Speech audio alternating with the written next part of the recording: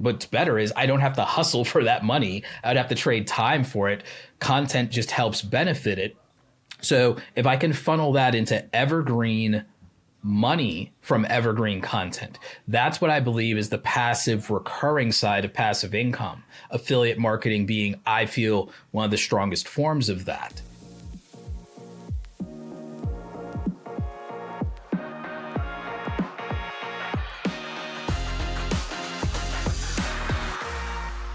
I'm joined in this episode by Roberto Blake. He's a powerhouse in the creator economy. He's an entrepreneur, an educator. He's helped countless number of creators turn their passions into full-time businesses. He's known for his no-nonsense advice on brand building, on content strategy, and on monetization. So let's dive straight in. Hi and welcome, Roberto. Really pleased to have you joining us today on Road to Revenue. Thanks so much for having me. Do you know what? It was great to catch up with you recently, and now it feels like only a minute's gone by, and we're already diving into a conversation. But today, what I really want to cover and get a good understanding is really a little bit about where you are right now and what the next 6 to 12 months is looking like, and what are some of the themes that you're focused on. So, if you could start off, what's the most exciting project that you're currently working on? I think for me, one of the most exciting things I'm working on is expanding the lectures in my free Creator Foundations course over at awesomecreatoracademy.com. And one of the other things is getting back into just consistent content on the YouTube channel. Last year, I prioritized live streaming quite a bit. We don't want to get away from the live streaming. Those free online workshops, interacting directly with the community, it went very well. We did the equivalent of, I think, maybe 55 of them, the average of one a week throughout all of last year. I want to double down on that. I want to do 2 a week this year, but I also want to get back to a mode of updating regular content in a way that I did before the pandemic. We ended up reducing my content uploads of regular YouTube videos by anywhere from 70 to 80% during the pandemic. Definitely felt that on the growth side. Thankfully, though, because of doing Awesome Creator Academy with the membership group, the pro group, the one-on-one coaching and all that stuff, and great sponsors and affiliate revenue. The revenue over the pandemic increased maybe as much as twofold with less uploads. But it required more relationships, more partnerships, both in terms of the one-on-one coaching, the pro group coaching, and then the sponsorship relationships being the primary revenue there. And that was without getting nearly as much traffic being down by relative to 50% down versus 80% less uploads. But the thing is, the main thing that grows your content and your creator business, especially with YouTube, is the consistency of uploads. And so that's always been true in the past, just with consistent uploads. And we've only just started the month of January 2025. It's back up to 1,000 subscribers a week of growth, and growing beyond that. With a back catalog of consistent uploads, I anticipate that by the end of Q1, the beginning of Q2, if I can continue to do 12 uploads per month even, that the momentum from that back catalog of 36 uploads would get us to a point to where we would be doing maybe 2,000 new subscribers to the YouTube channel per week. And I think it only grows from there. Before the pandemic, I was growing by a rate of about 2,500 subscribers per week, roughly 8,000 to 10,000 per month, 100,000 per year.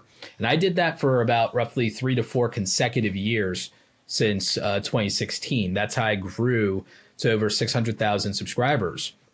The majority of that growth did not happen during the pandemic, because I was what you might call an absentee creator during the pandemic. While everyone else was doubling down, I was losing my mind and my mental health. So I focused on other ways to keep productive with working with brands, doing UGC content, doing training and webinars for brand partners, and then doing the coaching in the Awesome Creator Academy Pro Group and showing up more there. and just doing live streams as I could, since, you know, the pandemic. I wouldn't say it created a burnout situation for me. I would say that I got really depressed. My mental health suffered. I think that was a common occurrence for a lot of people. Meanwhile, there were a lot of creators that blew up during the pandemic, and it was a great opportunity for them. Me, I had to focus on doing some internal work. You say that it drove you as well, and you know, not to brush over the your comment about mental health. You know, I think you're right. Like, that was absolutely something that I know I've spoken to a lot of creators who felt that same thing during that point. Like a lot of our audiences felt as well. But going kind of doubling down really on the relationships and changing how you were running your business. Has that had a long-term effect in changing the approach that you take to it?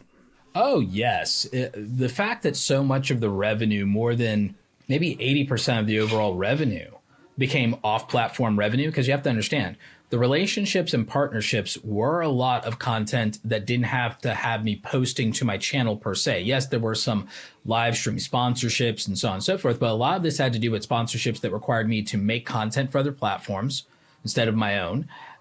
Once the quarantine part of the pandemic was over, it involved events and speaking engagements and in-person pop-ups and so on. And so that represented about, depending on which year it was, it represented over $100,000 to $200,000 of overall revenue. And so that was significant.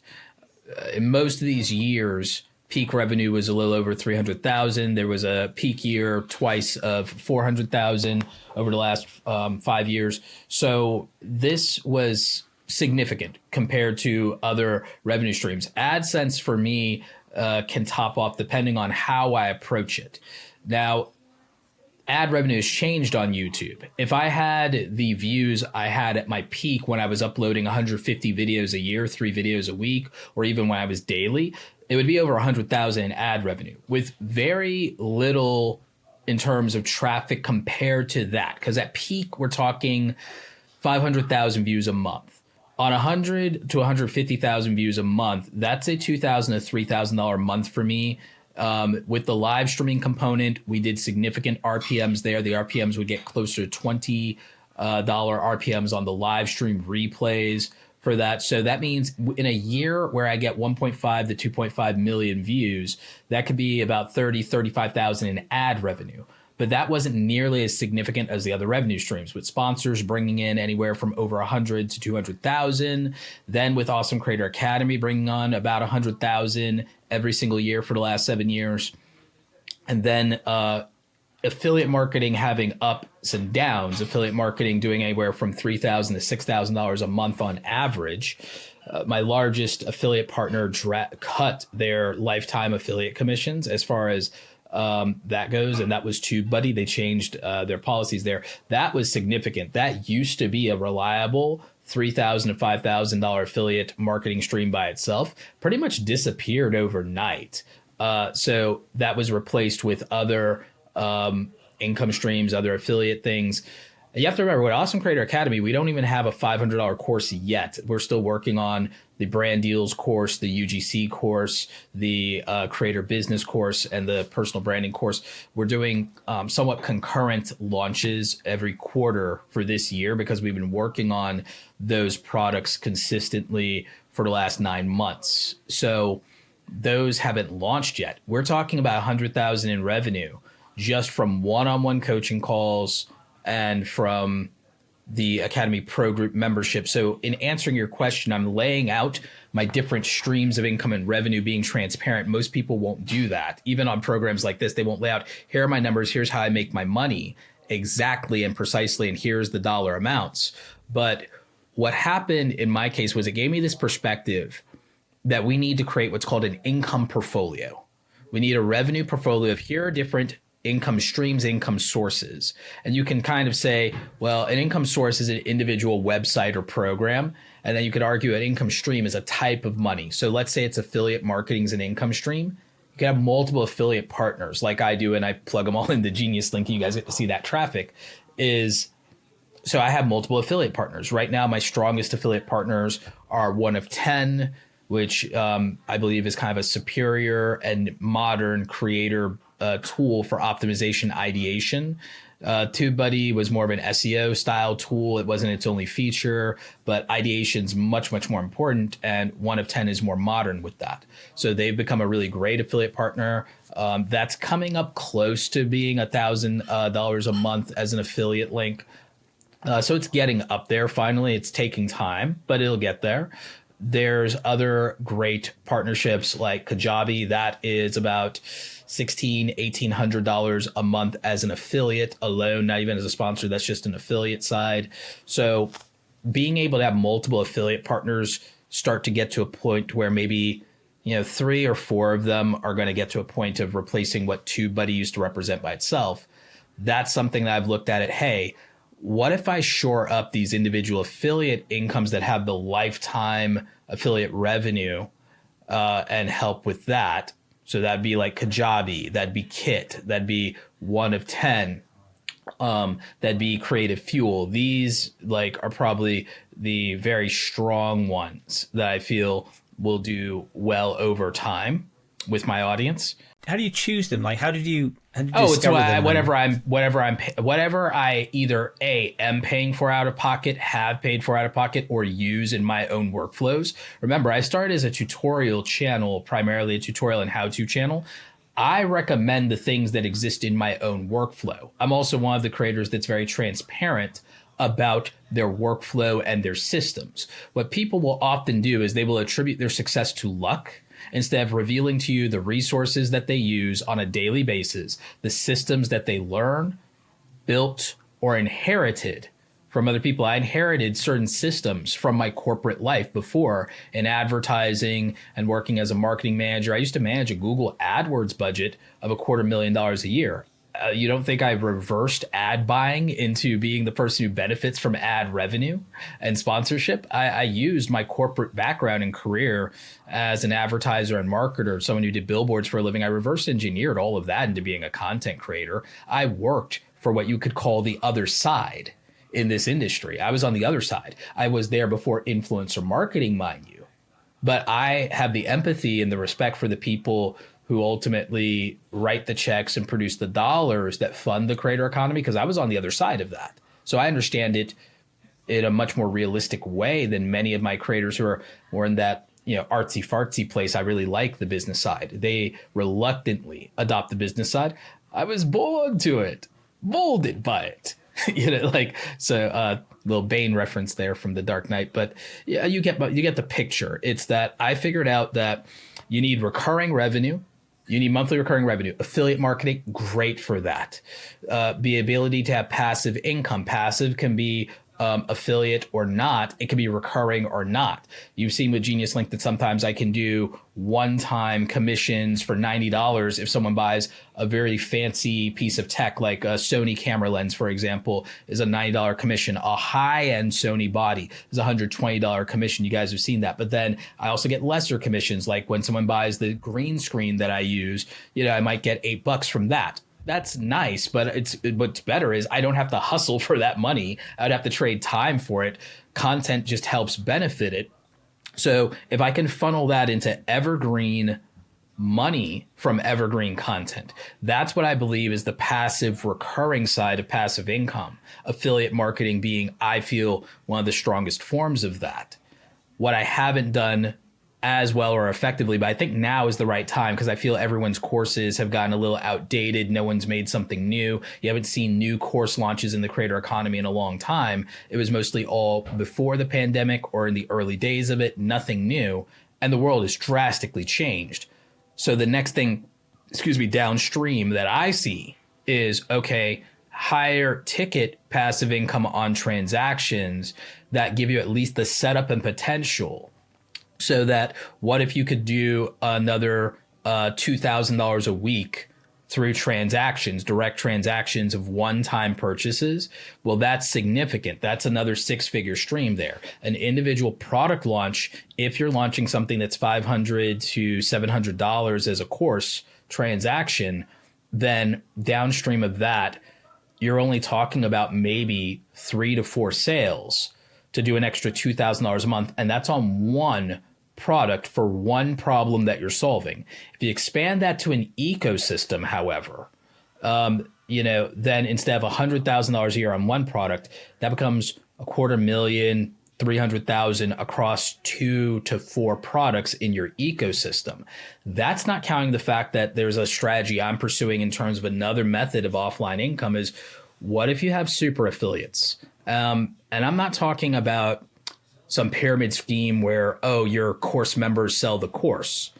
What you should be doing, because that's ineffective and that's a stupid idea, what people should look at and what your audience should look at is a Dream 100 list of people that have to apply to be an affiliate of theirs that get a 30 to 50% commission without having to do anything other than capture the sale. And those people should all have an email list of a certain size, an audience of a certain size, and they should have a pre-existing relationship with you. And so it should be an opportunity to benefit your network. And people should be building, this is a Russell Brunson strategy, a Dream 100 list of the people they want to network with and the people that they want to circulate money and opportunities with in terms of their strong network. So I believe in the Dream 100 list.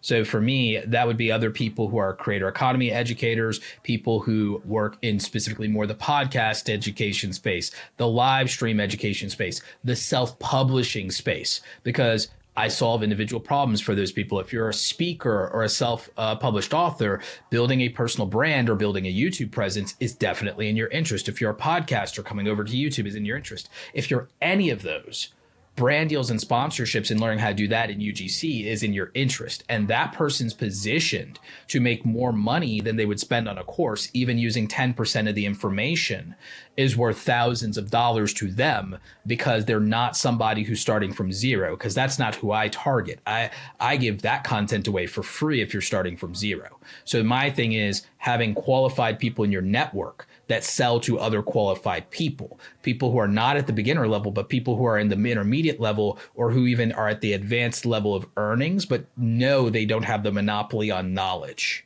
That's who I would look for if I was in that situation. So that's where I think course selling or digital products makes sense as an opportunity for people. And if your evergreen content is a funnel for that and is teaching and elevating people to where they qualify to do business with you, then that's the key for that and for memberships. And so that's why I think. How do you decide then at what level that you stop providing the free information? Like, what's that magic tipping point? So here's the thing. You have to give free content to verify your ability and capacity to help people with specific issues. You have to demonstrate that you have beginner level knowledge, intermediate level knowledge, and advanced knowledge based on not only your own lived experiences, but also clients that you've worked with and that you've helped people, surpass you and go bigger than you, that you still have utility and use to them. And that, if nothing else, the other thing is people want access to your network once they get to the advanced level. They want access to your network. So now you're not just providing knowledge, it's that you're providing the network. At a beginner level, it's knowledge. At an intermediate level, it might even be done for you resources, like template systems, Notion, templates, and so on and so forth, productivity. And then at the advanced level, it's access to a network of, hey, can you refer me a new hire? Or, hey, do you have an opportunity? I have a team member that it's not a great fit anymore, but I want them to do well in life. Do you have an opportunity for them or to someone in your network? Networking is the advanced level, done for you, and that's more done with you or done together. And then there's done with you and done for you services, maybe at an intermediate level. And then I would say at the beginner level, it becomes very much do it yourself. Do you find that people know where they are in terms of like, obviously No. someone starting out, right? Like it's very simple to say, I don't know anything. I'm just starting out. I've not really taken the first step. But when they get in between that leap from beginner to intermediate, does it get a bit, it gets confusing. I tried it. I've been trying to refine that and help people to ascertain things because there's exceptions to every rule, right? For a lot of people, I'll use either their reach or their revenue as a metric that they understand. It's not that it's an absolute. It's that they'll self-identify with that because it's tangible and it's not some fluffy woo-woo thing that it feels abstract to them. So for a lot of people, what we'll break this down to is we'll break it down into, I have like usually 8 levels of success, and then I bracket that off into kind of some warm to cold thresholds of intermediate to advanced. Because the thing is, if you could be the high end of beginner, but the low end of intermediate, so it blends. Same thing for intermediate to advanced. And there are qualifications that I use to some degree for this just because they're what people understand. So with YouTube, I'll use aspects of subscriber count, but also revenue across all income streams. I mean, this is the revenue podcast, so we can talk about that. But for example, I'll say that there might be even a level 0. It's like at level 0, you're not even making any money, and you're doing, you have very little going for you. But like when we reach level 1, you've at least gotten monetized on YouTube. And okay, you're definitely past the $100 monetization payout threshold. And we want to get you to the top of beginner, which would for me represent, all right, are you making $1,000 a month? Because now you're at the top of like beginner, we're getting there. Once you get into intermediate, we want you to be making 1,000 to like at the bottom to like 5,000 plus, to be intermediate. When you're making like 5,000 to 10,000, you're at the beginning of advanced, because we can look at you and go, okay, you're sustainably full time now, and you have room to invest more resources and delegate and hire people, which becomes very important. So that's the beginning threshold for those sort of things, because the problems change and what you qualify for changes. When you're at level 0, you can't invest anything. So free content, use your phone, use what you have where you are. But when you get to the top of that and you're starting to make $500 to $1,000 a month, it's time to reinvest in yourself. It's time to go and buy that better microphone, that lighting equipment. It's time to start upgrading software. It's time to say, okay, we're making something. Let's not use this money to improve our lifestyle. Let's improve our capacity to make more money. And so then we go there. Once you're full time, it's that, okay, let's not improve lifestyle. Let's buy back all of our time and once again, improve our capacity to make more money. And so then when you get to the beginnings of advanced, it's let's not increase our lifestyle. Let's buy other people's time to increase our capacity to make more money. What are some of the best tips that you've got to help creators to keep focusing the right areas on the right things? Time and energy management, and really looking to your productivity. An example would be putting things in their right place. Filming after a long day's work is the worst thing you can do, and editing at night is the worst thing you can do. If you try to film after work, you're already run down, you're running on fumes, you're taking the scraps of energy, and that's what you're giving your audience. Bad idea. Film on your day off, batch record. The other people is like, well, I can't do that with my content, my niche. Okay, your format's wrong. Your format doesn't fit your lifestyle. Boom, there's your problem. So pick a format for now that fits your lifestyle. Hold back on that thing you really want to do. You don't have to wait till you're full time. Wait until you have a holiday and there's a 3 or 4 day weekend coming up. That's when you can go hard and go all in on the version of it that you're passionate about. Be practical first. And meet your circumstances where they are. Your circumstances permit that the best thing you could reasonably do is be consistent and put out this lower effort, not necessarily lower value. So raise the value of what you're doing, but maybe lower the effort because of the difficulty. It doesn't match your lifestyle just yet. Make sure the packaging's really good. Put more energy into that then. It doesn't have to be that you do this fancy job of editing and production, because the thing that gets views is the value perception of the audience, which is all in the packaging. So it's value first. And then the thing is, if you deliver well, you present well on camera, fancy editing doesn't matter if you present well. Fancy production doesn't matter if you present well. And as for some production, if you're going to do it, then keep it to the first 30 to 90 seconds of an intro and put all of your effort into there. And then after that, people are like satisfied with okay, I saw that you like went really hard there. And now we're back down to level. Got it. As long as they like you after that initial first impression, you can ease into it. What people don't realize about Casey Neistat and Peter McKinnon, 2 of the greatest cinematographer storytellers in YouTube, watch their content and watch like 10 videos from them and like measure it. And you'll find that only 20% of their stuff is cinematography, and the other 80% of the time they're sitting down in a chair, direct to camera, That's it. And there might be B-roll overlays of other cinematic content that they already shot, but it's an 80-20 rule. 80% is them sitting down and telling you a story. Only 20% is the cinematic component. You can get there. The other thing is most people don't learn their software and hardware. They just run into it willy-nilly and stumble through it as they're trying to make the thing that they want. If they would just spend 10 to 20 hours mastering the software that they use, their time, all of a sudden a 2-hour task becomes a 30-minute task. All of a sudden a 10-hour video to make becomes a 2-hour video to make. If they would only spend 10 to 20 hours learning the tool, so that now they've spent their entire time sharpening the saw, sharpening the axe. When you're having those conversations with people about investing the money, is your advice to wait until they can buy the more expensive equipment, or to do the make do? What's the approach? I always say do the best you can with what you have, but I also say you have to be honest about what the best is. And the best is if you're not uncomfortable, it's not your best. If you're not uncomfortable, if you're not pushing the boundaries of this, if you don't have anxiety, it's not your best. You're coasting. Because I was a track and cross country runner. So I would rather get a bronze medal and get my best time than get a gold medal and not do my best time. I only care about getting my best result possible. I don't care about being comfortable when it comes to the pursuit of my goals. There's a bracket of my life that is carved out for being present and enjoying what I have.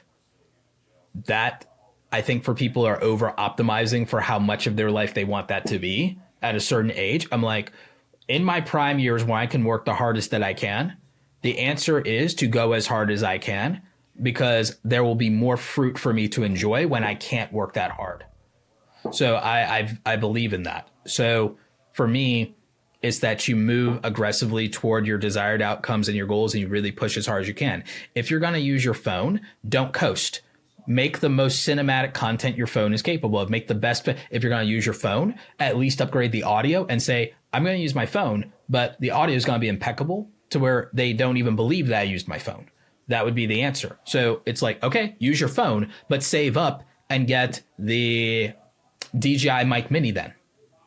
Until you can do that, go ahead and spend $30, $40 and put a USB microphone in your phone until you can get the best ever. Okay? It's time to move on from your phone. Fantastic. Go ahead and get a good Sony camera. Get like a Sony ZV-1 or get a Sony ZV-E10 with a lens. And then just go ahead and do that and have this vlogging setup. Because if you get a Sony ZV-E10, that camera can last you and be quality competitive with YouTubers with 100,000 subscribers. It can give you the best streaming quality if you get a good lens for it. You can have a blurry background like me, and you can have one of the best lenses. You can get it used even. Fine, if that's what you can do. But save up the money. The privation of that is going to be saving up $100 5 or 6 times. But that means, okay, great. This equals 3 times you cannot eat out, 3 times you can't order from DoorDash. It means maybe this is 2 more extra hours that you have to work to get a little bit more of that money.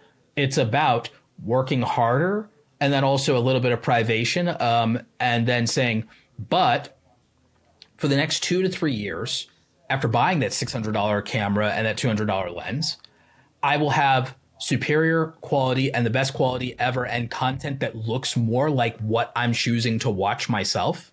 Most people will not admit that they're not watching, aside from short form content, most people won't admit that they're not watching people who make videos on their phone. They're not watching people who make bobo, cheap looking thumbnails. They're watching content where people put in a lot of effort and that where they bring a lot of value. So, and a high quality production. That's what you're watching. That's what's getting 100,000 views. That's what's getting 1 million views. Sure, there's the occasional outlier video that was low effort and does that, easy mode, fine. But those are the minority. Those are the outlier. most of you are giving your attention to things that were very well made, very well crafted. So you're wanting an outcome without putting in equal effort to the thing you even would give attention to. So I just, that's what I think. That's what I would look at. So yeah, start with what you have. But always look to do better. Always look to become uncomfortable and really challenge yourself. Is this the best you can do with what you have? Because if you're not uncomfortable, it's not the best you can do. That's a mindset thing, isn't it? Like it's having the mindset to deliver your absolute best. But how do you, because you're not just a creator, right? You're a creator and an educator, and a speaker and entrepreneur. But from an educator standpoint, how do you help people to either have that mindset, learn that mindset, or stay in that mindset? A lot of times what happens for a lot of people who don't have that mindset is no one has bothered to acknowledge what they do well, and no one has bothered to, in a sincere way, validate them without it needing to be flattering, or validating them without needing to use that to extract some resource or some value from them. So my thing is, if I acknowledge what someone is good at and help them understand that they're also overlooking other things they're good at, because the big issue is largely them comparing themselves to other people, which we need to look at the gaps in the market between us, but we need to do that and create a mentality where it doesn't make us feel inferior and doesn't make us feel less than, and where instead it inspires and says that's possible and it's potential. So what I'll do is I'll also invite them to open up to me about who they admire, what they watch, what they think. And then the thing is, I'm very knowledgeable. And a lot of times I'll ask them this before we work together. In my intake form when they pay to do a call with me. So the way that works is they do an intake form. I also ask them about channels in their own niche that they admire and respect. That'll reveal a lot to me about them, because then if they're showing me 3 channels that they admire, expect, one, I usually have heard of or know one of these channels. If not, I can do my research.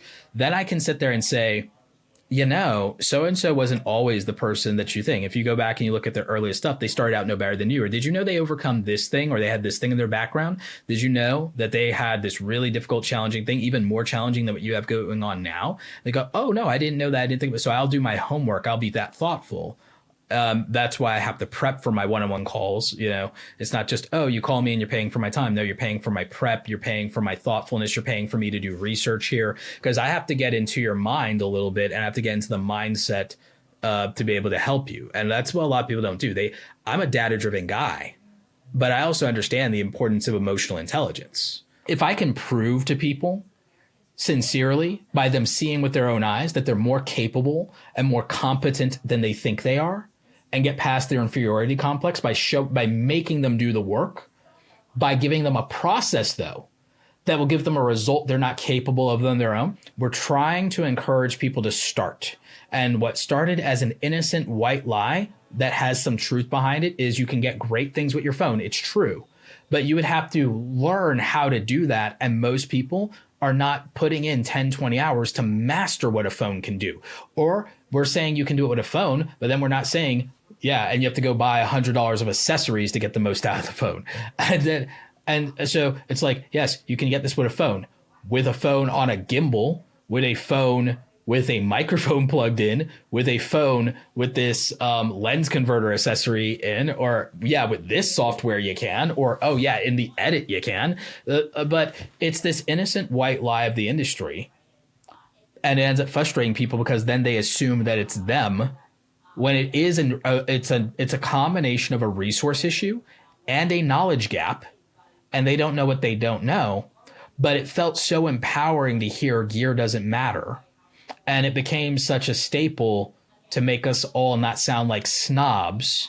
And so everyone is more concerned in my industry a lot of times with telling people things they want to hear instead of things they need to know. There is a tendency for some people who are starting out on the journey of becoming a creator to try and protect themselves. Yeah. From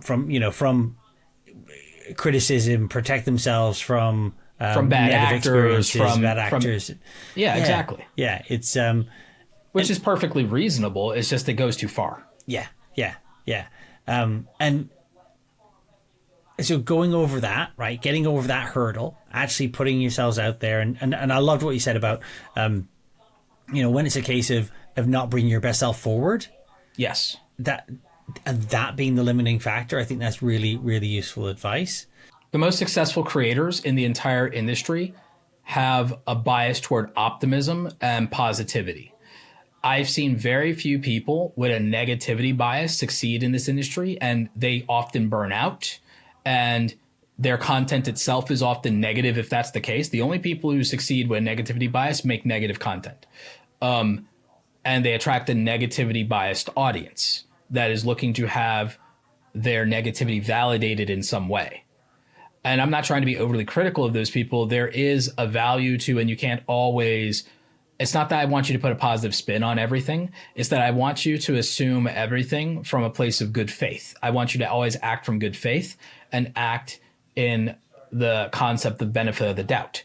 But it's very popular and it makes a lot of money and it makes a lot of views go viral to implicitly start with a negative assertion or bad faith, because it validates people who feel anxious or have genuinely been hurt by something. And there's a market for that. It succeeds very well. I've even had clients that have to play in that space. However, it's my purview that longevity is built in positivity, optimism, and in good faith content. I've just genuinely seen that to be the case, that the majority of people who can have a 10-year, 15-year plus career, they see opportunity in everything versus looking in the shadows for problems everywhere they can find them. So I just think that if you're going to do anything, I think you have to go into it believing that the problem can be solved. And I think you have to believe the problem deserves to be addressed with the best effort possible. And therefore, you're obligated to become that person. Is that where you see channels that struggle to grow? Is that they're not coming from that place of that belief that actually they can affect change and they can put themselves out there? A lot of them are either starting with unreasonable expectations or starting with the excuses of, oh, it's just a hobby. I don't really care if it goes full time. You're lying to yourself so that you can default to failure, because you know that this is really hard. It's really uncomfortable. You know, few people make it. So if you just talk it down and you say, oh, I'm just a creator, I'm just a YouTuber, I'm just a content creator, I'm just an influencer. No, what I do isn't important. If you talk yourself down, you're just lowering and setting yourself the standard of low expectations, which means that you can distance yourself from the hurt and disappointment of any outcome. Again, to your point, it's how people are trying to protect themselves. So they gaslight themselves into this idea and this concept of, oh, this doesn't matter. Oh, you have to get lucky. Oh, all these things, because that belief justifies any outcome. We've talked a lot about some of the mindset pieces and the Sure. equipment and kind of how we've got this progression really in terms of being a creator. What are the channels that you would say that you're most excited about or worried about? I mean, we're having this conversation not long after TikTok turned off and back on again. Yep. Going forward, what are you thinking for channels? Where do you think they're heading, and are there any that we should be paying attention to? I'm excited for education and thought leader and lifestyle content from people over 30. I think people over 30, people over 40, people over 50, they have the greatest opportunity to give value because they have real lived experience. They're survivors. They've done the work. They've done something with themselves. They, I think, are the biggest underrated opportunity in the creator economy. Do I think they'll be the biggest creators? No, but they'll be the largest constituency of full-time creators who sustain long-term brands and businesses because they've already been consistent in life. They've done something for over a decade before, so it's like, okay, they've done something for 10, 15 years consecutively before. They can do it again. They know what that's like. And so as a second or third career, those people are going to win. They have the most revenue potential from diversification and all these other things. They can work with higher end, higher paying brands. Meanwhile, the kind of creators who make entertainment content, make TikToks, I have nothing against them. I have a lot of clients like this, a lot of people under 30, under 25, and so on. However, they're the ones I'm the most concerned about because they get very invested in their identity of something like being a TikToker or a streamer on Twitch instead of being platform agnostic and practical. They are driven solely by passion, and they reluctantly go into practicality. Reluctantly. They have to be dragged kicking and screaming, or something bad has to happen a lot of the times. Meanwhile, these other creators that go more in the education, thought leader, intellectual side of things, or even lifestyle side of things, they're so much more intentional, thoughtful, pragmatic, and that's where things start slow for them, but have the most longevity and momentum. It's a matter of getting those people to not give up.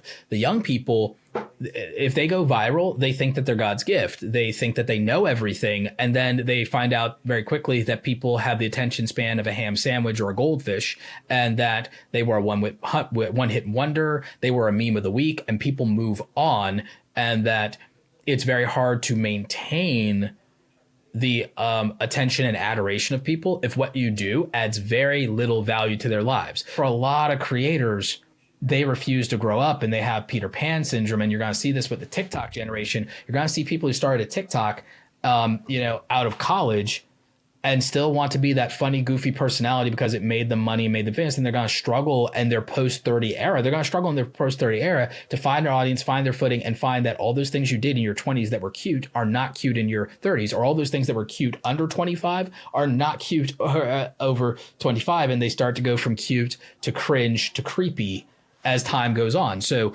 you have to learn how to do that. And part of that is changing formats. I think the smart thing for a lot of them is they refuse to be multi-format and multi-platform. A lot of them should take all that attention and start a bloody podcast. And it doesn't have to be a hyper intellectualized podcast, but like, if you're going to be funny, I mean, Joe Rogan was an entertainer and a comedian, but he went to a podcast where he could have more funny, but also serious adult conversations and interject some humor into it. A lot of other people did. Find a set of conversations that are worth having, so that you can age up your content. Is one of the smartest, for all the criticism I would have of someone like Logan Paul, one of the smartest things he did was start his podcast Impulsive, and then show a more mature side, and then have people who grew up watching him as a kid be able to come with him into more adult conversations. That was incredibly smart and incredibly powerful and compelling, and it gave him a wedge into being taken more seriously in that 30 plus world. So aging up, right, and evolving, right, rather than doing the rinse and repeat, right. That's the I think it's a really astute observation, and bred a lot by the needs of the platform. Sure, the young people have the most disposable watch time with no disposable income. Yeah, it's time versus money. Yeah, always. Yeah. Time favors youth, money favors age. And so thinking of that then, right? Like, and you said you're expecting to see this growth in the 30, 40, 50. Oh, it's already happening. It's tremendous. Yeah. Yeah. I mean, who are some of the creators that you see out there that you think, oh, actually, it's really great to see them? Dan Martell. Okay. Dan Martell is someone who had his roaring 20s, had success, and lost it all. And was out there, was a guy living his life, doing his thing. And then it's like, settled down, got back. Now, again, he wasn't a content creator at that time, but he's someone whose story as a thought leader and a coach and a best-selling author, you get to see the story of a man who did what a lot of the young people are doing now. He had his roaring 20s. He was out there, Mr. Player, making his money, lost it all through irresponsible bad decisions, had to be humble, had to get sober, had to put his life back together, and now has a wonderful family and a successful, thriving business, and now is an inspiration to people all over the world, especially men who are rebuilding their lives. And he wrote a great book called Buy Back Your Time, and incredibly powerful and compelling. He's done a lot of other great things. And so that's a great example, I think. Yes, do things you're passionate about, but have the integrity to become good at things you're passionate about, which I think is a message the young people are missing out on. They're told to chase and follow their passions. And I think instead, no, you should become passionate about your strengths, and you should align your strengths and skills to your passion. If something is passionate, but you're not good at it, do not build a business or a career on it then. If you're passionate about it, but there's no money in it, do not build that as your business or your career. build a career that you're passionate enough about the people that you would be serving, that plays to your strengths, that makes money. And then that number one thing you're passionate about, you can do it with absolute freedom because you don't have to use it to accomplish anything other than serving yourself. You have the freedom to do that because you've done the responsible thing and you enjoy the work that you're doing, so that the thing that you enjoy the most never has to be your work. Oh no, it is really exciting. And you mentioned a couple areas where you take knowledge yourself and you take inspiration, but you've been doing this a long time. Who do you go to grow your mindset, to grow your skill set? So I think that everybody, but in particular, if there are young men listening to this, everybody, men, women, but particularly young men, because of a maturity issue that young men have to overcome that has a higher price, let's say, for not overcoming the immaturity. You need to create, even if you don't have access to them in person, you need to create a board of advisors. You need your own small council of maybe 5 to 8 men that have different qualities that you admire. You should find 5 to 8 people that you admire and then think about what their skills are, what their strengths and weaknesses are. Think about the advice that they would give you in any given circumstance, or what you would seek their counsel on, and look to them as a measuring stick for excellence, and look to say, how can I be more excellent in what I do? You know, in my mind, I just kind of look to this council of mentors as my measuring stick of excellence and how I can do better when it comes to being someone who walks in their values and their principles and has not been corrupted by ambition and let ambition become avarice and greed. I look to Myron Golden. I look to someone, it's like, this is someone who, you know, had a very relatively humble background, achieved tremendous wealth, and didn't sell his soul. It's like, okay, how do I stop holding back my ambition with my fear of, you know, how power corrupts people, since I've seen it so much? It's like, oh, let me just start surrounding myself with mentors, even who I consume. If I can't be around them physically, let me consume from people who I don't feel have been corrupted by their power and their wealth. So then I can see the example of it and say it's possible, and I too can do this. I don't have to fear the dark side. I can look to people who've been able to stand their ground. And so that's what I think is really important. I think that's lacking. And then in particular, it's lacking in everybody, but in particular in young men, if they don't do it, and if their father or someone in their life as a man isn't directly the example, and even if it is, that person can still fall short. It's better to just have a council of mentors that you can look to for excellence and also for maturity, so that you can have the right temperament.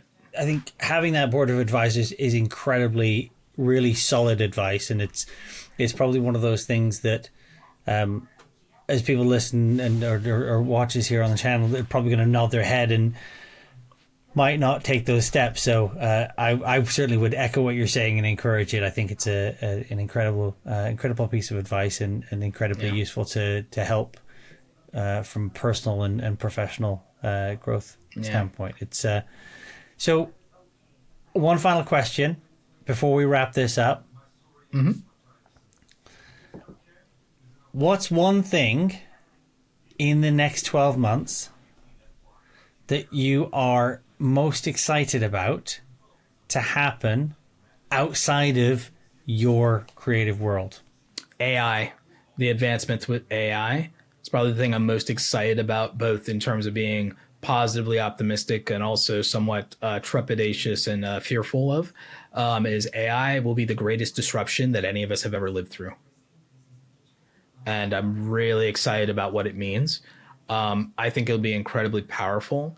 I think that within the next couple of years, there will be a founder that will build a company utilizing AI agents, and within the next 15 to 20 years will become the first solopreneur billionaire that doesn't have a single employee. I genuinely believe that will happen within the next 15 to 20 years. I believe that founder might be starting today. I believe they're out there. and I'm excited for it. I believe that AI will be one of those things that, if embraced, see, the problem with AI, the creator economy, all of this is, if you embrace these things, it has the ability to continue to reduce poverty outcomes. But that's different than saying we'll reduce disparity. Disparity will always exist because we will not be able to optimize equal mindsets. Because here's the thing, you would reduce 80% of disparity if most people, if you were able to erase all of their trauma, like with the Men in Black neuralizer, if you were able to erase all of their trauma, I can promise you that over the next 10 years, you would see 80% difference in disparate outcomes purely on the fact that people's trauma and their history, the abuse that they've suffered, the demons that haunt them, their addictions, their vices, all of those things are it's actually holding back their potential. They have the capability, they have the talent, the opportunities exist. Their own traumas, anxieties, disorders, and such are really the holding them back. If you solve for that, people are fully capable. Most people are entirely capable. They don't have the ability to have that future because they can't put the past behind them. And a lot of it's not their fault. But since you can't just erase people's trauma with the push of a button, that's your big problem. But for people who have the right mindset and mentality, these opportunities will lift them out of poverty. Think about even why people were despairing about TikTok. They said, oh, I went from being broke or being a fast food worker to making $10,000, $30,000 a month. It was something that did not require a massive, tremendous amount of technical ability. They didn't need all the hardware, software in the world. It was all free open source tools. CapCut, open source free editor. Well, not open source, but free editor. TikTok, free platform, free exposure and free tools, but only because they had the mindset to try and the courage to fail, which most people's biggest problem is they don't have the mindset to try, to learn, or to fail. So it's a lack of will and a lack of guts. And so that's the thing. If they didn't have the guts, they'd still be in poverty working their 9-to-5 wage job. But they have this greater outcome that elevated them and lifted them and their family out of poverty because they had the willingness and openness to learn and the courage to try. And the opportunity exists. And that opportunity is all downstream of technology. So between AI and platform opportunities and the technology being available, free, affordable, is the most disruptive thing since the smartphone, and then derivative of that, the platforms. And I think that those opportunities create the largest situation of lifting people out of poverty. But you won't eliminate inequality or disparity because there will always just be a gap because talent is not equal. Courage is not distributed equally. If you can't distribute talent, intelligence, and courage equally, there will always be disparity. And not all disparity and inequality is nefarious, bad, or sometimes it just is what it is. It's a natural consequence. And the thing is, it's not some great injustice in every case. It's a matter of will and skill in some cases, and you can't, without taking away people's freedoms, do anything about it. So the thing I'm most excited about is that, wow, by giving people this technology to empower them, educate them, and to give them all these things, with AI, everyone will have a private tutor in the things that they want and need to know, that they wouldn't have had access to and everything. I use AI to study and to train and to teach myself. I use it to debate with me on my ideas, refine them. I use it to practice my public speaking, to challenge me with questions the audience might have. I constantly tell it, hey, my favorite prompts for ChatGPT, based on all of our previous conversations and what you know of me, what are my blind spots right now? Love it. Absolutely. I use it as a tool for self-awareness. I use it as a tool for self-awareness and self-improvement every single day. I pay for the $20 a month version. I'm just trying to figure out, like, wow, what do I get for the $200 a month? I'm waiting for them to improve it just a little bit to say, hey, because if they're going to give me AI agents, autonomous AI agents for $200 a month, then it's worth every penny, because it'll be an entire workforce for $200 a month. That's the revolution. I'm looking for is, okay, for $200 a month, I have an autonomous workforce of AI agents that I can train on my content. I can feed them my book. They can be a second brain. They can take on all of my admin work. They can do this. They can do that. They can do all of these things that scale me. Is the closest I can get to having clones. If I can't have physical clones, what if I had mental clones? What if I had spiritual clones? What if I had phantoms out there? Like, that'd be fantastic. My own ghost army. Like, that's like, you see, there's the supervillain in me that I'm worried about. Like, so it's like, your feeble skills are no match for the powers of the dark side. Like, my inner Emperor Palpatine there. So yeah, Emperor Roberto with his ghost army conquering the nether realm of the internet. That's the dream. I'll pay $200 a month for that without hesitation. And the thing is, it would be able to do it even when I'm asleep. That's the difference. Well, couldn't you just hire regular people? It's like, they won't be as data driven as I might need.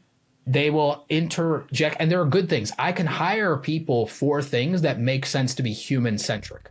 None of the things I'm describing have human centrism as their greatest value outside of me being the point of origin. So it's a matter of scaling me. Other people don't really scale me. They add value, but they're not a way of scaling my own ability. AI is. So I can maximize my own potential with AI if I can have autonomous phantoms doing work 24/7 and aggregating information and sorting through my data and the response of my audience 24/7 and evaluating those things, and then extracting value and content I already have and doing that all for me so that I can just make decisions and approve it.